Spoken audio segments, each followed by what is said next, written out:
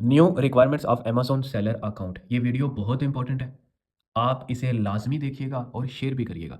क्योंकि Amazon seller account आप जिस तरह पहले बनाते थे या आपको यूट्यूब पे जो वीडियोज़ मिलती हैं, वो पुरानी है। अभी रिक्वायरमेंट्स चेंज है। सेलर अकाउंट बनाने की रिक्वायरमेंट्स अभी चेंज है और ये वीडियो बहुत इंपॉर्टेंट है। बहुत सारे लोग मैसेज करके बोल रहे होते हैं हमारा सेलर अकाउंट नहीं बनता, जबकि सेलर अकाउंट बनाना बहुत ईज़ी है। बेसिकली आपके पास सेलर अकाउंट अप्लाई करने की रिक्वायरमेंट्स कंप्लीट नहीं होती, जिसकी वजह से आपका सेलर अकाउंट रिजेक्ट हो जाता है। तो ये लाज़मी देखिएगा, अमेज़न के ऊपर अगर आपने बिज़नेस करना है, तो आपको अमेज़न सेलर अकाउंट चाहिए, अमेज़न की शॉप चाहिए। इसके बगैर आप अमेज़न पे बिज़नेस नहीं कर सकते। अब इसको ओपन करने की क्या रिक्वायरमेंट्स हैं? सबसे पहले आपके पास नेम होना चाहिए। बहुत इंपॉर्टेंट वीडियो है। बहुत सारी चीज़ें यहाँ बताऊँगा जो आपको कहीं से भी नहीं मिलेंगी या आपने पहले वो सुनी नहीं होंगी। अगर ये वीडियो आप देखते हैं और फॉलो करते हैं चीज़ों को, तो आपका सेलर अकाउंट रिजेक्ट नहीं होगा। रिक्वायरमेंट्स के अंदर आपका नाम होता है, उसके बाद एक ईमेल होगी आपकी, ईमेल के बाद आपका फ़ोन नंबर होगा। अब बहुत सारे लोग यहाँ पे ये बोलते हैं कि फ़ोन नंबर तो पाकिस्तान का एक्सेप्ट नहीं होता। जो लोग पाकिस्तान से अमेज़न सेलर अकाउंट के लिए अप्लाई करेंगे, उन लोगों ने वाईकी का नंबर लेना है। यूट्यूब पे सर्च करें वाईकी, हाउ टू बाय वाईकी नंबर। ऐप स्टोर या प्ले स्टोर से आपको एप्लीकेशन मिलेगी। आप यूएसए का नंबर बाय करके सेलर अकाउंट में यूज़ करोगे और पाकिस्तान के अलावा आप कहीं से भी अप्लाई कर रहे हो, आपका वहाँ का जो लोकल नंबर है आप वो यूज़ करोगे। क्योंकि जो पाकिस्तान से अप्लाई कर रहे होते हैं वो बोलते हैं जी हमारे नंबर पे तो ओटीपी नहीं आता, कोई मसला नहीं है। आप वाईकी का नंबर यूज़ कर लो। इसके बाद इसके बाद चाहिए आपकी एलएलसी, लिमिटेड लायबिलिटी कंपनी। आप जब सेलर अकाउंट बनाओगे तो पहला स्टेप होता है नाम देना, ईमेल देनी, ईमेल पे ओटीपी आता है, आप वो ओटीपी से ईमेल को कन्फर्म करते हैं। नेक्स्ट वो आपसे आपके बिज़नेस का नाम पूछता है, एलएलसी का नाम पूछता है, फिर वो आपसे बिज़नेस लाइसेंस नंबर पूछता है, फिर इसके बाद आपने वहाँ पे अपनी एलएलसी का डॉक्यूमेंट अपलोड करना होता है। अब इसके बाद जो मज़ीद चीज़ ऐड हुई है वो है एलएलसी एड्रेस। अब जब आप एलएलसी डालेंगे, एलएलसी के नीचे आपने एड्रेस डालना है, जिस एड्रेस के ऊपर वो एलएलसी बनी हुई है। तो अब उस एड्रेस की वेरिफिकेशन आपसे डिमांड की जाएगी और यहाँ लोगों को समझ नहीं आती कि क्या करना है। वो ढूँढते फिरते हैं, यूटिलिटी बिल मिल जाए, ये मिल जाए, वो मिल जाए। एड्रेस वेरिफिकेशन के लिए आपके पास 2 ऑप्शन है। जब आप एलएलसी बनाते हैं ना, तो एलएलसी की डिटेल पे आप एक वाइज़ का अकाउंट बनाते हैं और एक आप पेयोनियर का अकाउंट बनाते हैं। तो जब आप ये अकाउंट बनाते हैं ना, इसके ऊपर मैं अलग से वीडियो भी बनाऊँगा। तो इनकी जो स्टेटमेंट है ना, वो आपने यहाँ पे एड्रेस वेरिफिकेशन के लिए इनको देनी है। इसकी दे दे या इसकी दे दे, यहाँ बात सुनने वाली है। चलें ये मैं अलग वीडियो के अंदर इनका बताऊँगा, लंबी हो जाएगी वीडियो। तो एलएलसी एड्रेस वेरिफिकेशन के लिए आपको पेयोनियर की स्टेटमेंट इनको देनी है। ये स्टेप जब आपका कंप्लीट हुआ, नेक्स्ट वो आपसे बेसिकली पासपोर्ट पासपोर्ट होगा या नेशनल आईडी होती है, नेशनल आईडी, ठीक है?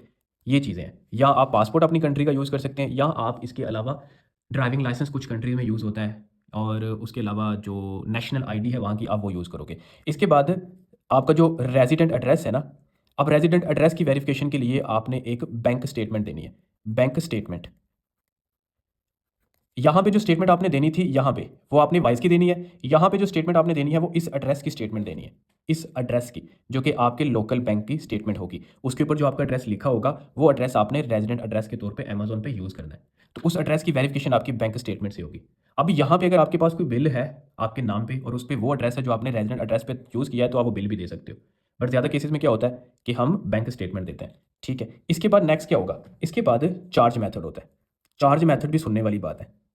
चार्ज मेथड के अंदर आप बेसिकली पाकिस्तान से जो बना रहे हैं लोग, उनका चार्ज मेथड जो है ना वो लग तो जाता है, लेकिन बाद में अमेज़न उसको डिक्लाइन कर देता है, उसमें से पेमेंट कटती नहीं है। तो आपके लिए एडवाइस ये है कि आप पेयोनियर का कार्ड बना के चार्ज मेथड में आप यूज़ करें। इसके अलावा नेक्स्ट डिपॉजिट मेथड होता है। डिपॉजिट नेक्स्ट डिपॉजिट मेथड आपसे पूछा जाएगा। तो डिपॉजिट मेथड में भी आपने पेयोनियर का बैंक अकाउंट देना है। वाइस का कार्ड आप चार्ज मेथड में दे दो या पेयोनियर का दे दो। मैं इसके ऊपर अलग से डिटेल से वीडियो बनाऊंगा। इसके बाद सबसे इंपॉर्टेंट चीज लास्ट पे आपसे लेटर ऑफ ऑथराइजेशन मांगता है अमेज़न। लेटर ऑफ ऑथराइजेशन, ये चीज सुनने वाली है। इसके बगैर आप अमेज़न का सेलर अकाउंट नहीं बना सकते। मैंने यहाँ पे जो बात की है ना, ये मैंने प्रोफेशनल सेलर अकाउंट की बात की है, जो एक एलएलसी के ऊपर बनता है। इसको बनाने से पहले आपको एलएलसी बनवानी होती है यूएसए के अंदर। कंपनी अगर यूएसए का सेलर अकाउंट बना रहे हो तो एंड पे आपसे लेटर ऑफ ऑथराइजेशन की डिमांड की जाएगी। बेसिकली आप बना रहे हो कंपनी अकाउंट। अब अमेज़न को ये चाहिए कि कंपनी की तरफ से एक लेटर हमें मिले, उसमें डिटेल मेंशन हो कि किस बंदे ने इस अकाउंट को हैंडल करना है, और वो ओपन करे, उसको हैंडल करे। ये सिंपल सादा जुबान के अंदर ये है लेटर ऑफ ऑथराइजेशन। मतलब कंपनी की तरफ से एक लेटर निकले, आपने खुद ही बनाना है। कंपनी का नाम लिखोगे, एड्रेस लिखोगे, यहाँ कंपनी की डिटेल लिखोगे और लिखोगे अपना नाम लिखोगे कि कंपनी की तरफ से मतलब इस बंदे को अलो किया जा रहा है कि ये सारी चीज़ों को हैंडल करेगा। नीचे फिर जिस पर्सन को मतलब अलो करना है उसी का एड्रेस, उसी का सारा कुछ। मैं इसका सैंपल भी आपके साथ शेयर करूँगा। मैं थोड़ा मज़ीद ईज़ी करता हूँ। एग्जाम्पल के तौर पे मैं हूँ ना, मैं अपनी एग्जाम्पल देता हूँ। मैंने अमेज़न का मतलब सेलर अकाउंट बनाना है, अमेज़न की शॉप मैंने बनानी है। अब मैंने एलएलसी के ऊपर बनानी है।